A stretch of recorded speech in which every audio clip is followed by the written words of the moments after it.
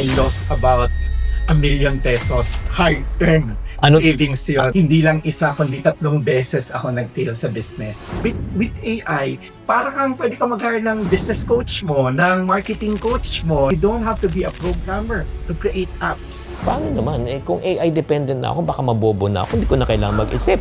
Magagamit to ng mga SMEs to level up their business. Hindi mo papadecide din si AI na, anong magandang gawin, A or B. CEOs daw would prefer hiring inexperienced person with AI knowledge than experienced people without AI knowledge. Dapat lahat tayo adapts to that change. Otherwise, mapag-iiwanan talaga. Will AI replace jobs? Yes or no? I think may mga jobs that will be replaced by AI. So ano na opportunity nakikita mo, Jerry? For anyone who wants to go into business, so ang daming opportunities because of the AI. This is Money Masters, where true stories spark real change. Guys, today, our guest is someone na talagang matagal ko na actually ini-invite. Ang hirap hagilapin to. Kaya nga, napakapalad po natin when you, na nandito siya. And when you hear the word called AI, diba, maraming natatakot, it's too technical, ay nako, pang ano lang yan, malalaking company. But actually, this guy made AI so practical, so real for Filipinos SMEs. CPA siya dati, techpreneur, certified AI prompt engineer and founding president of AI Business Association. And then more importantly, he helped yung mga lahat na mga maliliit na negosyo talaga na i-integrate ang kanilang mga employees to be AI first. Huwag na natin patagalin. Let us welcome Mr. Jerry Ilao. Yes! Yes, sobrang salamat sa this Yes! opportunity. Excited ako. Yeah, in English, ang English name niya is Jerry Light. Yes. Light na maliwanag, light na magaan. So, Jerry, let's talk about this. Bago ka talaga pumasok sa AI, no, and money, actually, CPA ka di ba? Grabe, no? I want people to know your story. You didn't start as an AI guy, right? Yeah. So, can you walk us through kung ano ba yung nangyari? So, siguro start from yung I always tell this story kasi marami nakaka-relate. So, hindi kami from a rich family. So, medyo hirap sa buhay nung when I was studying. So, 4th year high school, sabi ko, ano ba yung course na ititake ko yung college? So, alam mo, ginawa ko, Chinky. Pinuntahan ko yung sa barangay namin, sino yung may mga malalaking bahay, sino yung may mga sasakyan. And it turned out, karamihan sa kanila, mga bank managers. Hindi contractor. Hindi. Hindi ko uso. So sabi ko sa father ko, paano ako magiging bank manager? So sabi niya, kung gusto maging bank manager, you have to be a certified public accountant, a CPA. So sabi ko, sige, magsi-CPA ako. So that's why I took accountancy. And then fortunate enough to be a certified public accountant. Tapos I worked for Procter & Gamble for 7 years. So doon ako talaga na-expose sa corporate, ano yung mga processes na tama. Ang gandang training for me. But during that time, parang I felt na I could do something more. I could help more people and also have more time for myself and eventually for my family. So on the side, nag-try ako ng different businesses. And hindi lang isa, kundi 3 beses ako nag-fail sa business. So yung first one was hindi mo siguro mawalan, boutique. Mga damit. I would go to the busy streets ng Divisoria, bibili ng blouse, 50 pesos, bibenta ko, 100 pesos. So akala ko, okay na yon kasi doble na yung presyo. Pero it turned out, marami palang cost ng operations. Tama.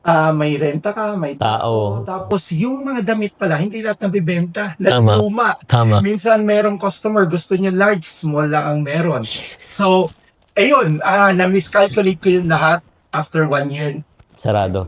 Tapos second naman, nakita ko during that time, I think mga 2005 ito, yung sumisikat yung car wash na business, yung mobile car wash sa mall. So ginawa ko yon dun sa province namin, nag-develop ako ng sarili kong car wash business.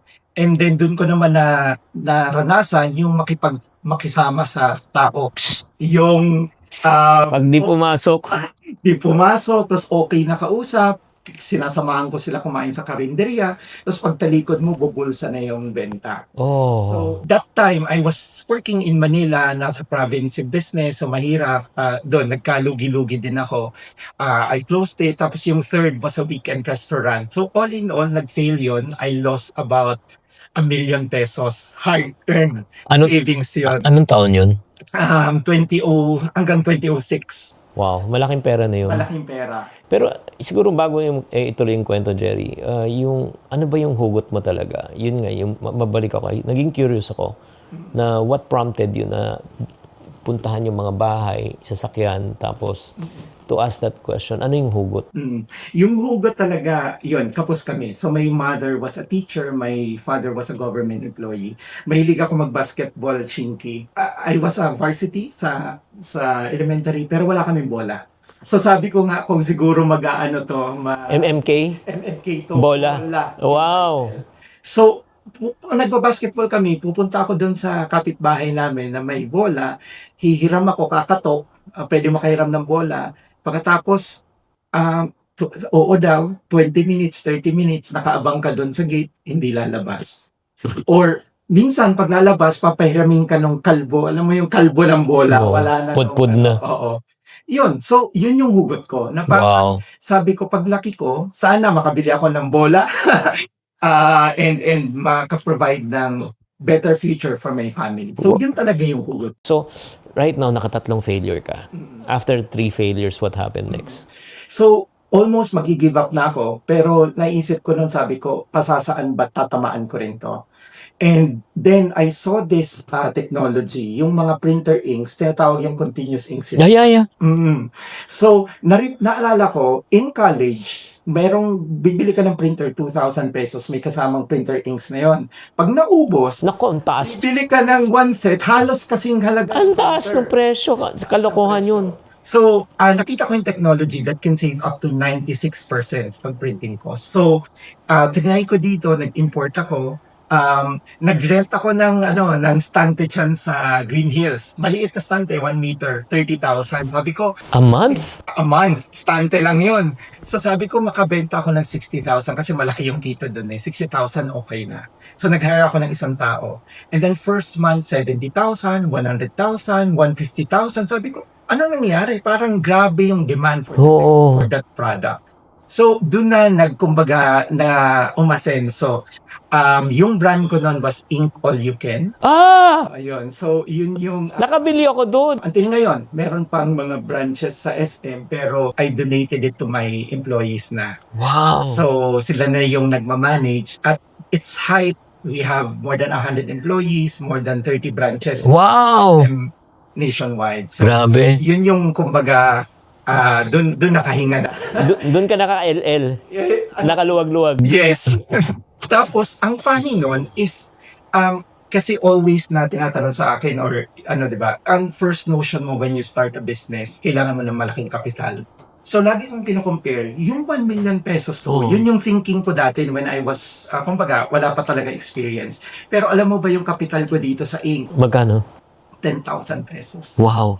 10,000 pesos and nung kumita siya, bawi ko yung 1 million na nalugi ko plus more. Alam yung mga yan. So sabi ko grabe yung blessings na dumating. Jerry, with your permission guys, ito lang. I don't want to let this pass by without us extracting yung lesson. Lesson number 1, it doesn't really matter where you came from. Kahit na nasa laylayan ka na lipunan, marami kang hugot sa buhay, pwede mangarap. Pangalawa, kailangan mo maniwala. Kasi maraming taong gustong yumaman, umunlad eh. Pero ilang lang naniniwala eh. And then next, huwag kang mapagod na sumubok. Nakatatlong tries, imagine mo, lost 1 million. Ang value siguro ngayon, 5 million. Malaking pera na yun noong 2006 below. Pero yun nga, all you need is just one good idea. One good idea, timing, and then pinatunayan din, hindi kailangan ng malaking kapital. Diba, parati kasi yung problema na sa, wala akong kapital. May 10,000 ka ba? Kahit 1,000 nga eh. So, makikita mo talaga, it's really wow. Siguro, kahit na tigil na natin to, talagang pwede na itong, usapan na ito eh. Hindi, talaga, Jerry, nakaka-inspire talaga. So, Ano yung moment na sinabi mo, this changes everything already? Lalo na especially yung pagpasok mo ngayon sa AI. Ano naman yung moment na sinabi mo, oh, kailangan ko ng pag-aralan to at pasukan to?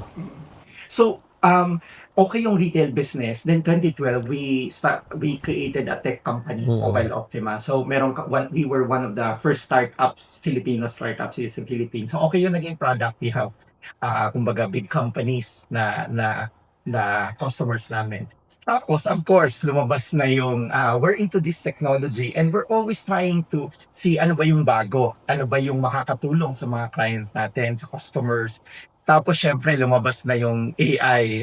I think lahat tayo may tinatawag na ChatGPT moment, no? Yung na-realize mo na ito na pala yung AI. Kasi in the past, yung mga malalaking companies have been using AI. So, even 2010, 2016, meron ng AI na ginagamit sina Facebook, sina Amazon, pero hindi yon applicable for smaller Masses. businesses. Yeah. Di ba? Kasi kailangan mo na sobrang laking investment. And I think ang big change talaga was when ChatGPT was introduced kasi na-democratize yung access to AI. Suddenly, tayo lahat, Oo. meron ng access to AI na dati reserved for big companies. And that's when I realized na sabi ko, sobrang powerful ng technology na to. And maraming matutulungan, lalo ng mga smaller businesses. Pero marami pa rin during that time, nung introduction stage.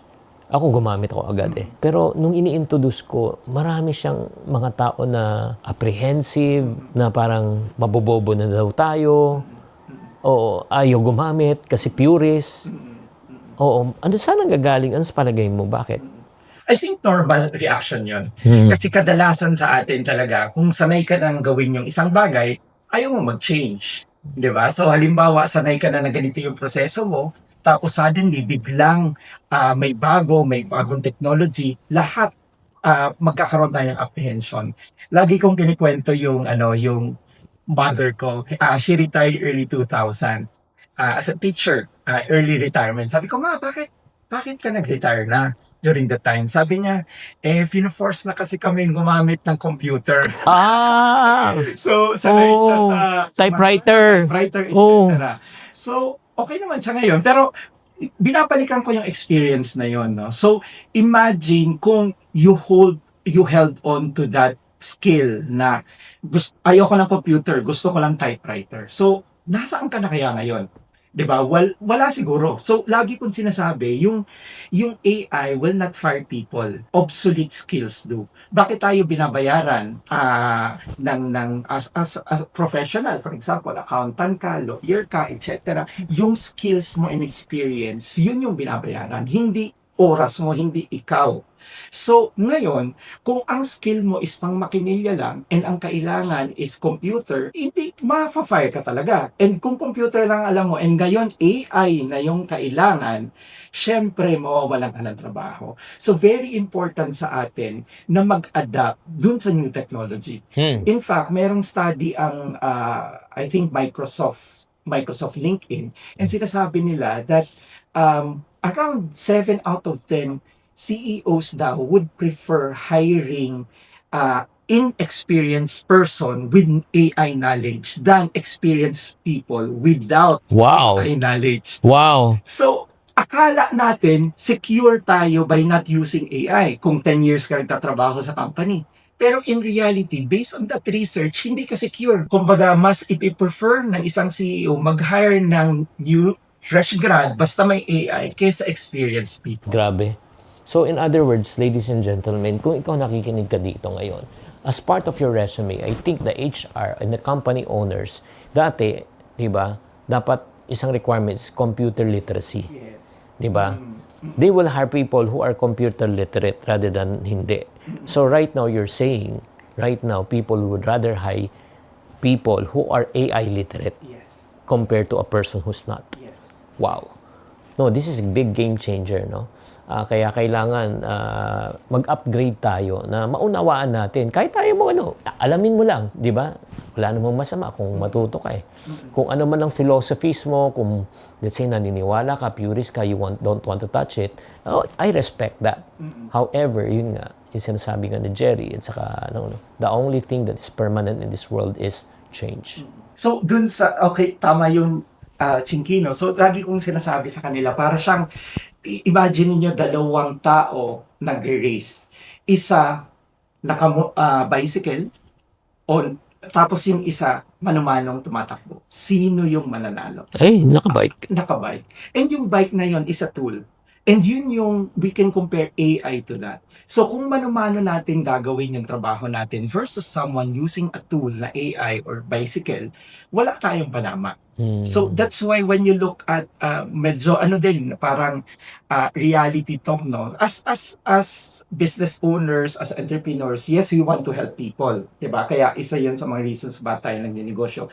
Pero syempre gusto din natin ma-maximize yung productivity ng bawat tao, 'di ba? Kaya kung gusto natin na kung magkakatulong ang AI dun sa productivity ng isang tao, then we want that person to learn AI para mas mabilis yung trabaho. Pero paano naman, yun nga, may nagsasabi nga, Jerry, paano naman? Kung AI dependent na ako, baka mabobo na ako, hindi ko na kailangan mag-isip.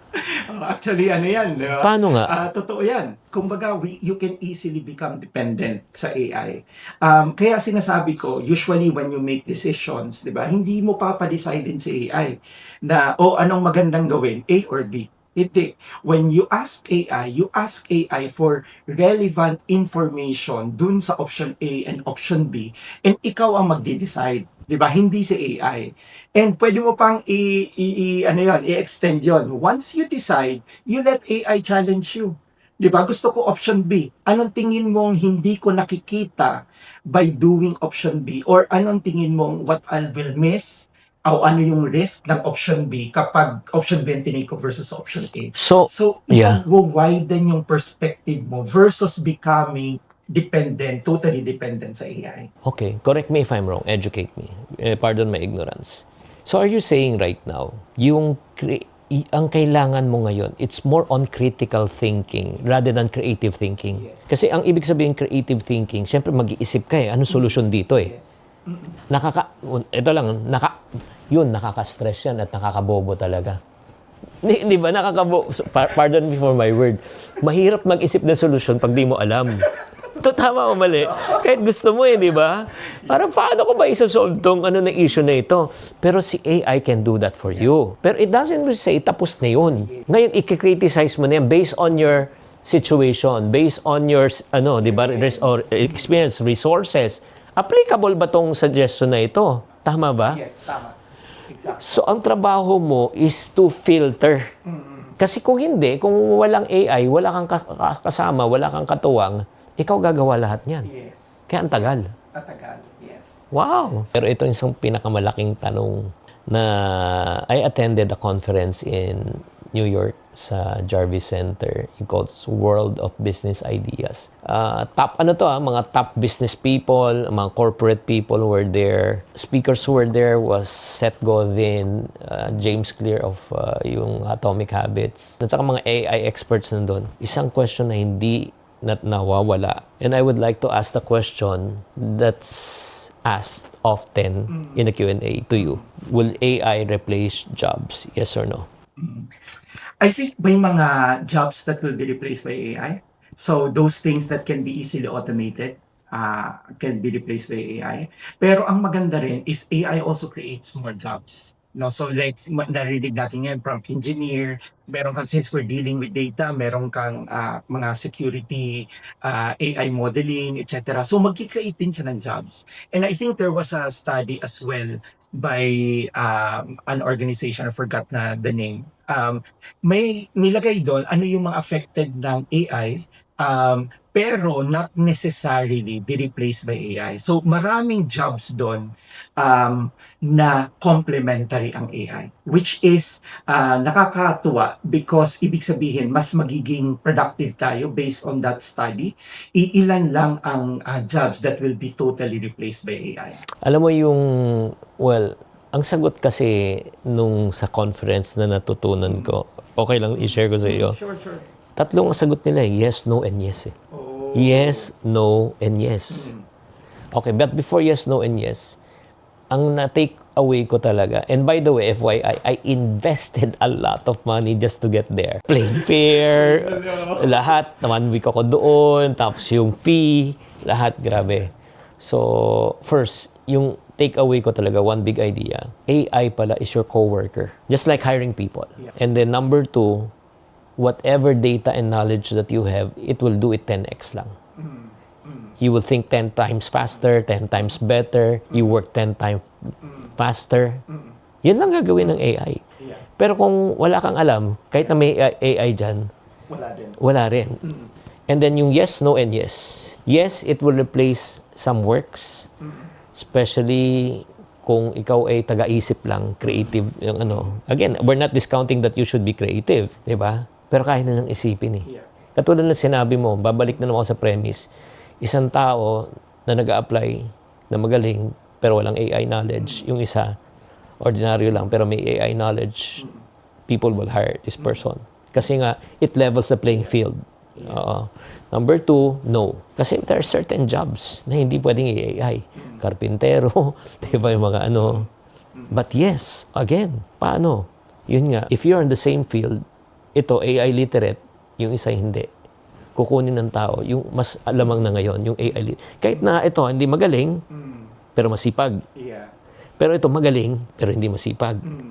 Kaya niya talunin nito because of meron na siyang coworker. So, yun yung parang natutunan ko and revelation that really switched my talaga. Okay, ito na yun. What can you say about that opinion, yung sinare nila doon?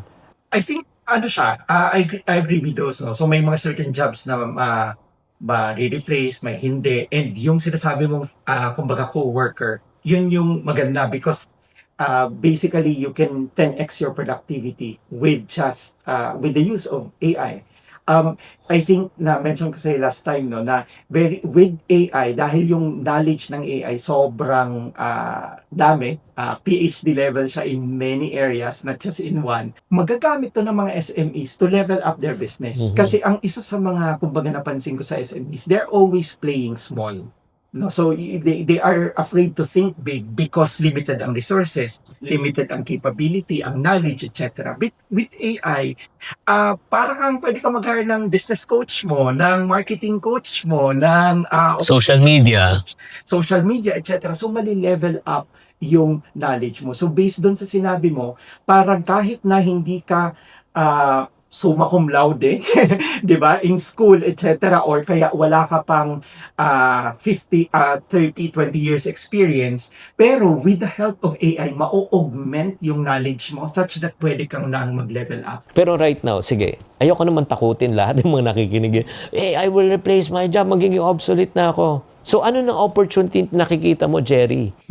So ang daming pwedeng gawin ngayon as in for anyone who wants to go into business. So ang daming opportunities because of AI. And ang maganda dito, hindi mo kailangan ng sobrang daming tao. Pwedeng ikaw lang. No, kung ikaw lang, ang isa sa hit ngayon would be automation workflows. So for example, meron tayong mga no-code na automation workflow like for example, sina Make o sina Zapier. Maraming mga SMEs ang gusto na i-automate ang certain processes nila. And you can use no-code software like yun sinamake sina Zapier to help those businesses na i-automate yung certain processes nila. Ang maganda doon, wala kang, kahit zero capital lang to, di ba? Hindi mo kailangan ng 100,000, 1 billion. Mag-aral ka lang kung paano gumamit ng Make, Zapier, and maraming mga kumikita helping businesses, not just here in the Philippines. Even abroad, pwede mong iserve. So, isa yon. No-code software din like tinatawag natin vibe coding. So sinasabi nila ngayon na you don't have to be a programmer to create apps. So pwede ka mag-create ng certain apps if you know a particular niche, 'di ba? Experience salesperson ka o marketer, may kulang na app, alam mong kailangan. Then, in the old way, kailangan mo mag-hire ng developer para gawin yung app na yon. Ngayon, pwede ka na lang mag-code. Vibe coding, you don't need to be a developer. Maki-create na yung app na yon in a few minutes. So, right now, you mentioned nga there are opportunities, no? Yung parang tinatawag na integration para sa mga SMEs. Let's talk about naman yung sinabi mo kasi yung kaninang N8N, Zapier. Ano ba siya? Ano yung mga yun? So, yun ang mga tinatawag na no-code na workflow automation. So, for example, meron kang isang website. B2B ka, you're selling services to companies. So, may nag-inquire doon, pangalan nila, website, etc. Tapos, comment section. And then, of course, papasok yun sa website mo. Tapos, anong gagawin ng isang salesperson? Maybe yung salesperson, titingnan niya ano yung what the company is all about, ano ba yung pwede ko ma-offer dito based sa portfolio ng company, etc. Pwedeng i-automate yun. Paano mo pag-uusapin ang website mo and certain tools that you're using, like for example, Google Sheet o kaya kung ano pang software, Zero Accounting, etc. So itong ginagawa ng Make and Zapier, pinag-uusap niya yung mga thousands of software and apps para hindi mo na mano-mano i-encode. Otherwise, meron kang software dito, nag-encode ka, tapos kailangan mo sa Excel sheet, i-encode mo na naman, etc. Sabi ko nga yan, doble trabaho, pero doble ba ang kita? Hindi.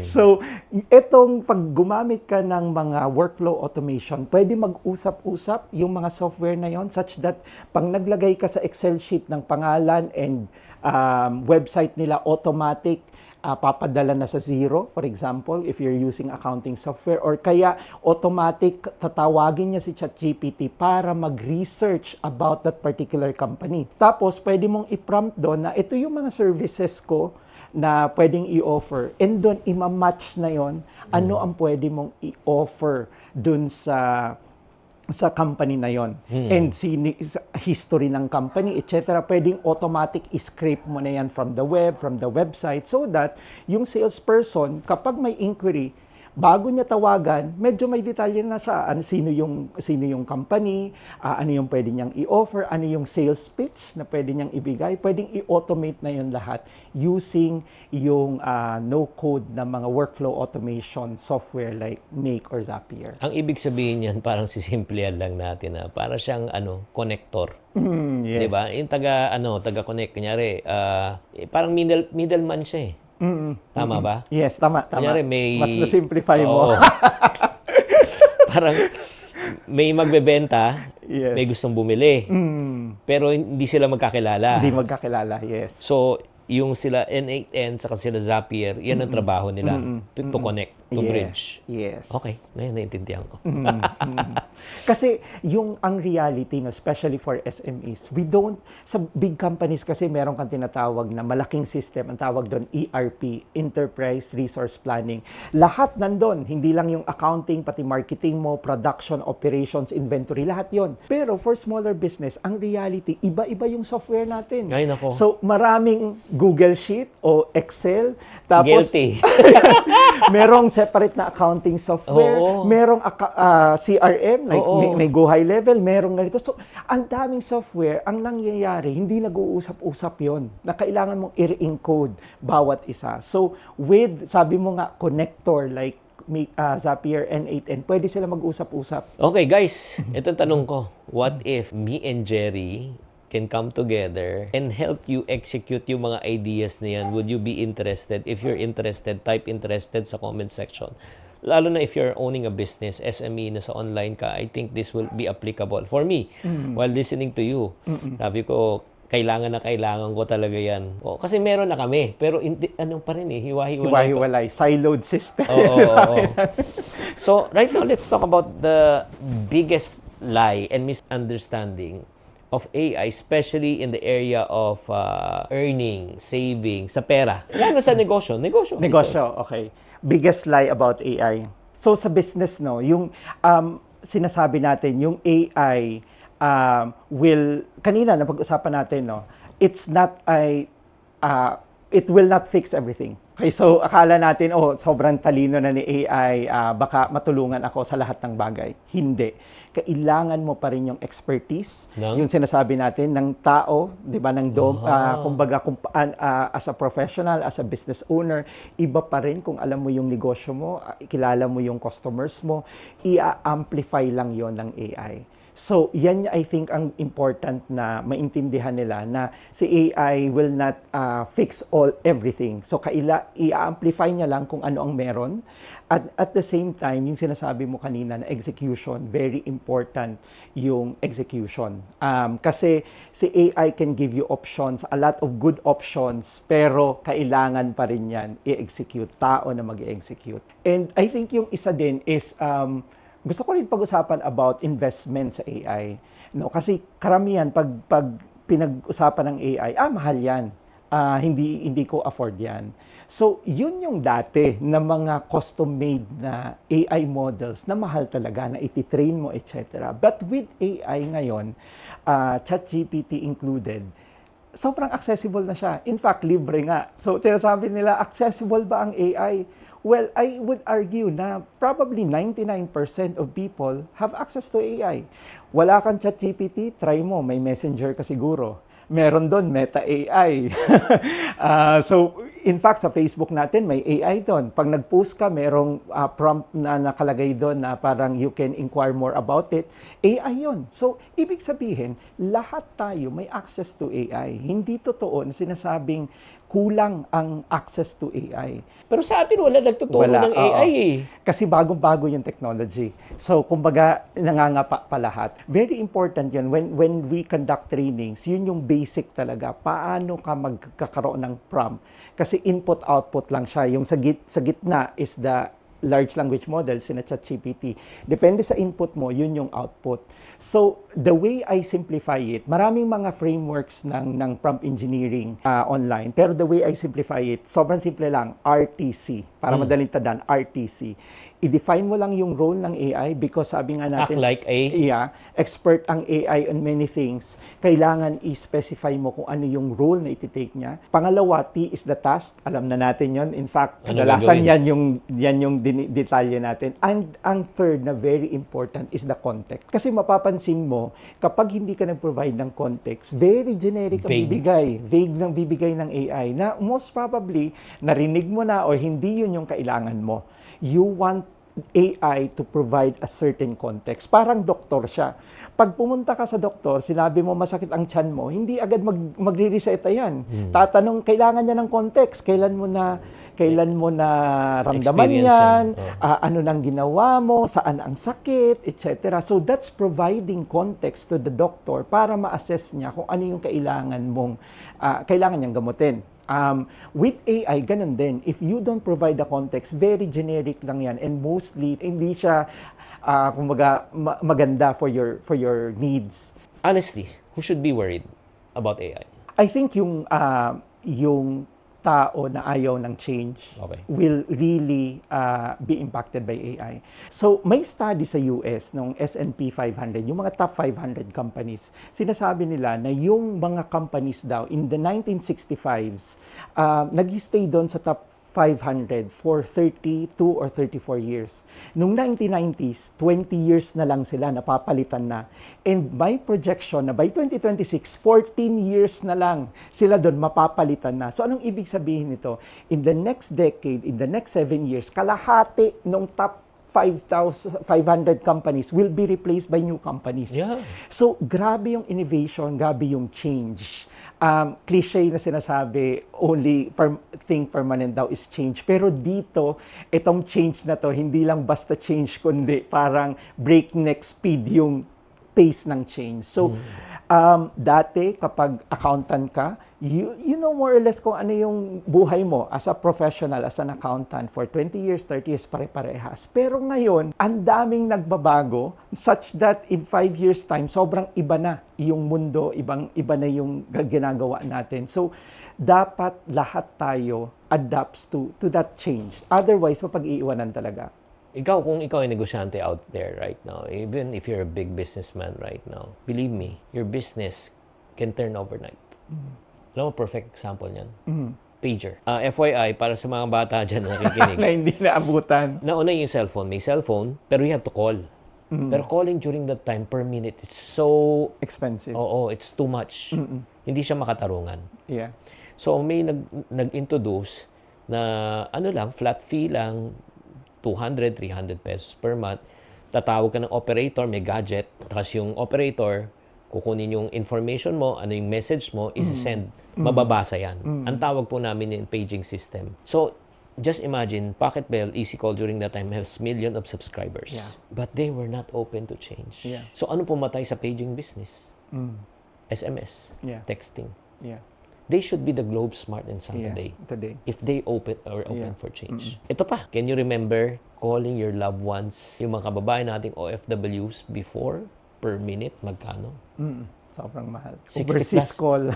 60 plus pesos per minute. Yeah. So what killed? Anong pumatay? VoIP. Voice over Internet Protocol, free na. Di ba? Dati, SMS naman, piso. Kada text. Totoo, piso kada text. Ngayon.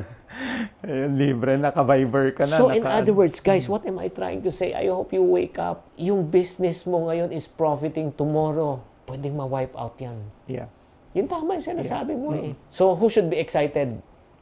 Sa AI. Oo. Yun. So, I think yung mga entrepreneurs, this is a golden opportunity. No? If you embrace AI, pwedeng ma-10x yung business mo, yung productivity mo. And if you are a new entrepreneur, aspiring entrepreneur, sobrang dami din ideas na pwedeng mong ma-execute with the help of AI. Di pa natin pinag-usapan yung AI agents, di ba? Na instead of employees, real employees, pwede ka ng mga AI agents na that will work for you. So, ang daming potential ng AI. Sabi ko nga, ito para siyang open season. Ngayon, open season. Nung araw, hindi pa tayo pinapanganak. Pero noong araw, yung lahat ng makikita mong lupa, 'di ba? Bakuran mo na. Okay, ayan, i-claim mo na 'yan. So, wala tayo nung time na 'yon. Ito yung opportunity, ganun din. With AI, everything is changing. So bagbakod ka na. Tigil na natin tong interview. Talagang AI na ako. Hindi, kasi ito lang, personal experience to. Kasi yun nga, sa socials ko, especially sa Facebook, that's around 6.4 million. Marami kasi nagme-message sa akin. Hindi namin nasasagot. 5 na yung CS ko.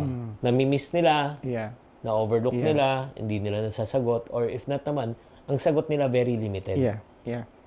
Kasi nga, they're not experts eh. Yeah. Ito challenge ko sa iyo, pumunta kayo sa Facebook page ko ngayon ng Chinkitan, Chinkeetan, and then yung may 6 million followers, i-message nyo ako ngayon. Message me, ask me any questions.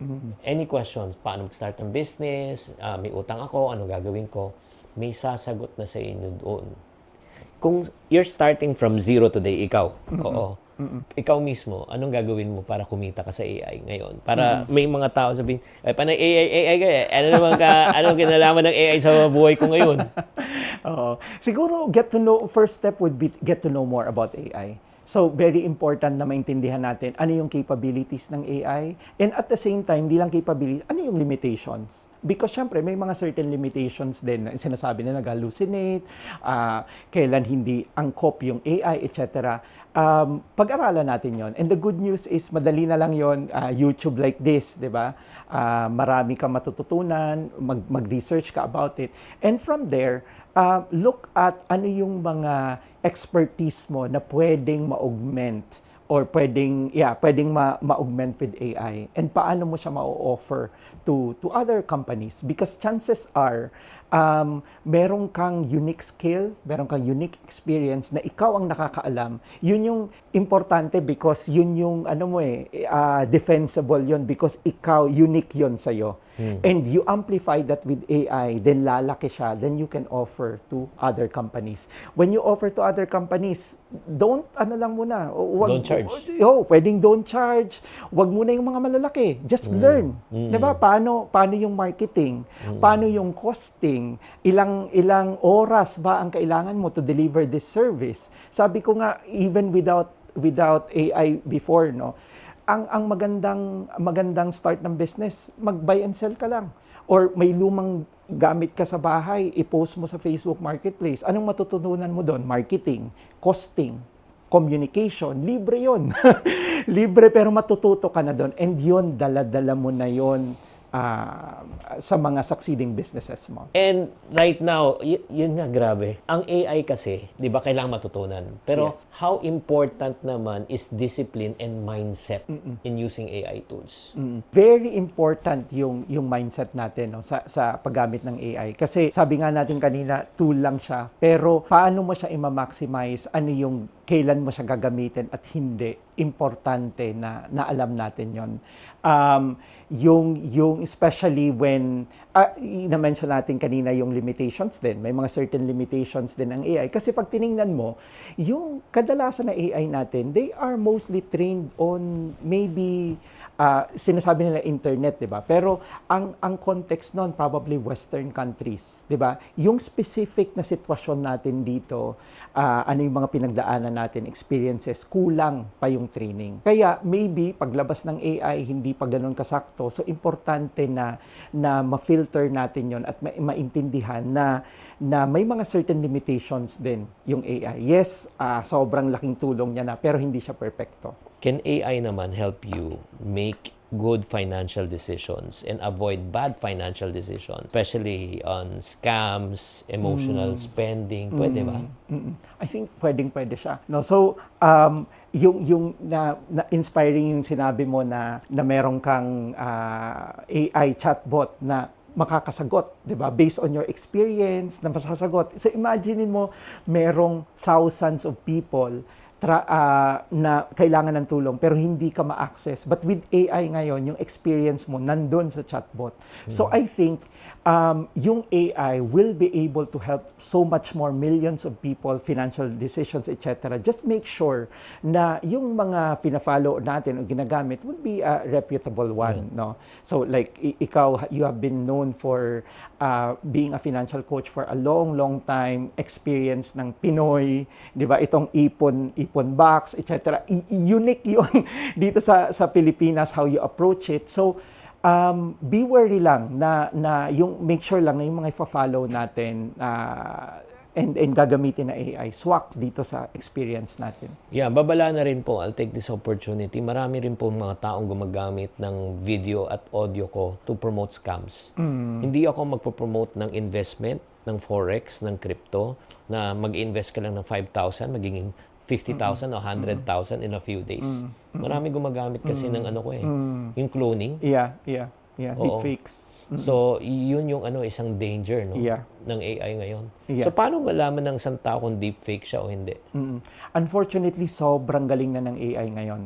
Na dati makikita mo hindi nagsaswak o hindi match or kaya may anim na daliri, etc. Pero yung AI ngayon has gotten so much better na hindi mo na malalaman talaga. On the good side, pwede ka nang mag-create ng digital twin. 'Di ba, na pwedeng AI na lang yung nagto-talk, etc. So maganda 'yon, pero at the same time pwede din siyang gamitin sa scam. So I think very important pa rin sa mga nanonood, no, na i-check talaga yung legitimacy ng mga napapakinggan natin online. Sinasabi nga niyan, always doubt kung ano yung lumalabas online. I-check natin because chances are maraming mga lumalabas na hindi talaga totoo. Mas maganda na maging paranoid ka kaysa maging gullible ka. So, kung may mga ganun, tanong nyo lang, message nyo lang sa Messenger. Yes. 'Di ba? Para ma-verify natin. Maraming nagme-message sa akin araw-araw. Kasi yung ginagawa ng mga scammers, ina-ads yan, pagkatapos yan, kung na-take down, gagawa ulit ng panibago. Okay, Jerry, so right now, super excited pa kami. Gusto pa namin matuto, i-maximize natin. We want to ask you simple questions, pero simple answers lang. Okay, kailangan ba matalino sa tech para gumamit ng AI? Hindi. Mawawalan ba ako ng trabaho dahil sa AI? Oo at hindi. Libre bang AI o kailangan gumastos? Pwede kang mag-start gumamit ng libre, tapos kapag na-reach mo na and may ROI na sa'yo, pwede kang mag-upgrade. Safe ba ang data ko pag gumamit ako ng AI? Pwedeng maging safe, Pero precaution pa rin. So, wag tayo mag-upload ng sensitive information sa AI. Mga data ng customers natin, wag po nating i-upload sa AI. Pwede ba ang AI sa personal finance, budgeting at daily life, hindi lang sa negosyo? Yes, pwede. Ano yung pinakaunang AI tool na dapat subukan ng mga nag-uumpisa? Yung mga generic large language model, so ChatGPT pinaka-popular yan. Meron din Gemini and Copilot. Sige, may age limit ba ang paggamit ng AI? Wala. Pwede ba ito sa parents, students, seniors? Yes, pwede.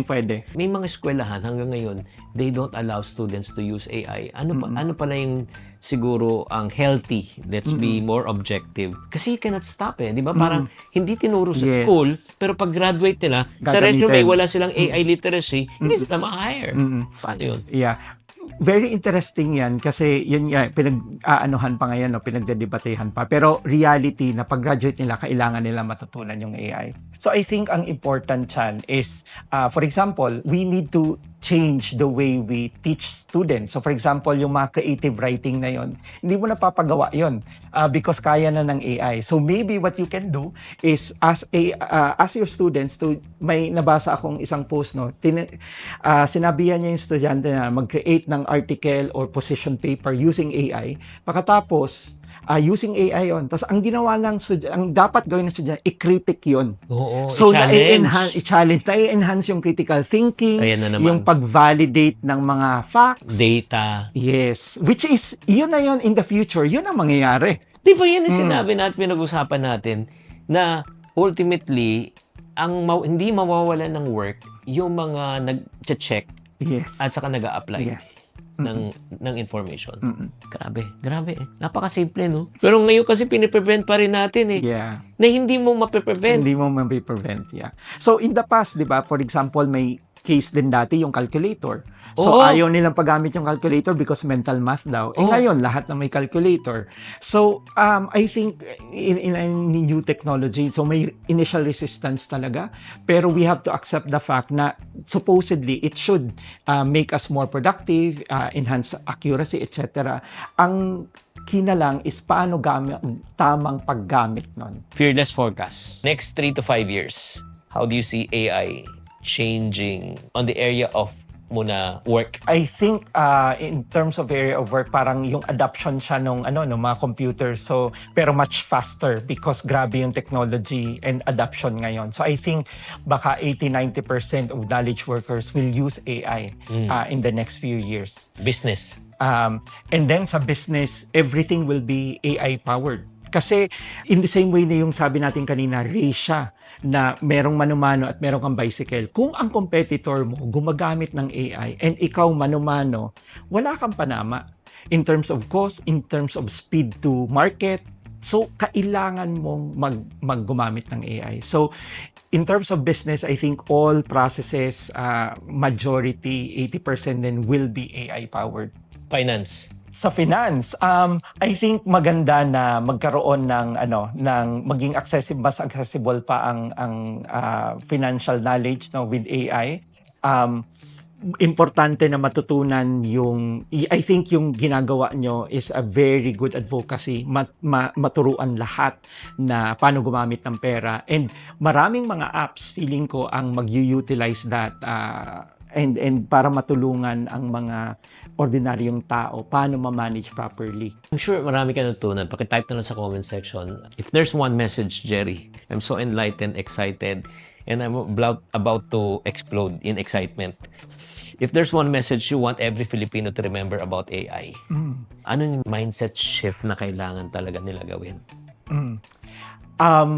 Use AI to play bigger. So, yun yung parang advocacy ko for SMEs, no? Kasi karamihan ng SMEs, they are playing small because limited yung resources natin, limited yung tao, budget, etc. But with AI, we can play bigger. So that means taking on bigger clients, that means taking on expanding to maybe other areas or other countries. And pangarap ko na na magkaroon ng sinasabi nila na yung SMEs backbone ng economy natin. So pag natulungan siya ng AI, sobrang daming mga kababayan natin ang matutulungan. So wag po tayong matakot sa AI. Hindi din kailangan ng technical person. Ang lagi kong sinasabi doon, you don't have to be a mechanic to drive a car. Diba? You just need to know how to drive and know your destination. And then you just need to know how to steer the wheel. Yeah. And sinasabi ko yung steering the wheel, parang prompting lang yan. Yeah. Parang yung RTC natin. So, yun yung maganda. Hindi po kayo kailangan maging technical person, developer, etc. to use AI. Sobrang dali pong gamitin. So, explore nyo lang and you'll be amazed of what it can do for you.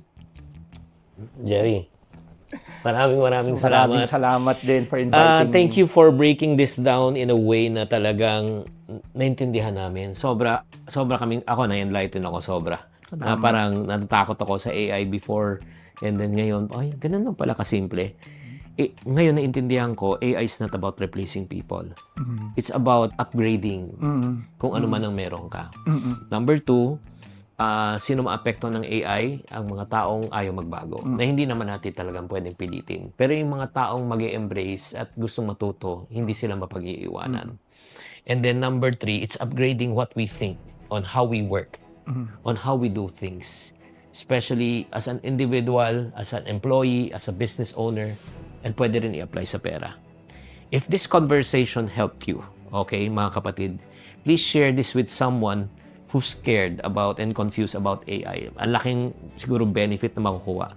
Ito yung clarity siguro na hinahanap nila, and I hope matuto kayo. And by the way, how do they get in touch with you? So, pwede po kayong pumunta sa OLearn na website, www.olern.com.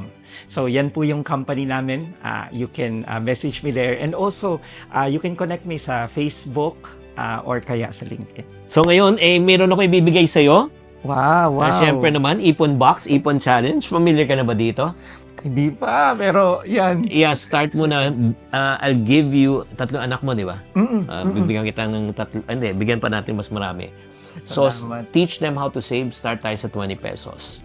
Okay. Shadan mo lang, kunyari, nakahulog sila 5, lalagyan nila yung barya, pero papel dito. And then, pag nabuo nila to, unconsciously, nakasave sila ng 60,000. Wow. Pasulat mo lang sa anak mo kung para saan sila nagsasave. Para kunyari, yan yung specific goal. Kasi pag general fund yan, magagamit yan for at pwede niya gamitin 2 times to. Wow. Okay. Salamat. And then, syempre, bibigyan din kita ng buong set ng books ko. Syempre, hindi pwede mawala yan. Yes. And then last, ito naman challenge mo sa anak nyo para, magkano iipunin natin for today? Bunot. Basa. Imbes na kumain ng samyupsalan, ang gagastusin na ipunin mo na lang, maghulog ng $3.99 sa inyong ipon box. Di ba? No eating out challenge. Yes. Kunyari, lahat, di ba? So, di ba yun ang ilalagay nila? Yeah. So, this is yours also.